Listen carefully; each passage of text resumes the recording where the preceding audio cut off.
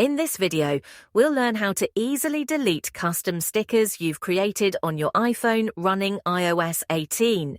If you have a sticker you no longer want and need to remove it from your gallery, follow these steps carefully to get it done quickly.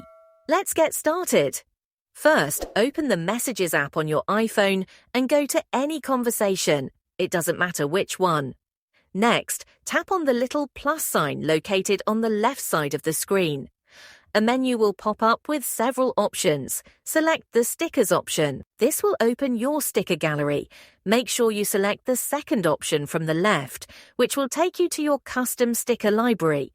The first option shows recent stickers, but we're looking for your custom stickers, so make sure you choose the second option. Now, find the sticker you want to delete. Long press or hold down on the sticker you wish to remove. A set of options will appear. Tap on Delete to remove the sticker from your gallery. Repeat these steps for any other stickers you want to delete. And that's it. For more tutorials and tips on iOS 18, check out the playlist linked in the description below. Thanks for watching and see you in the next video.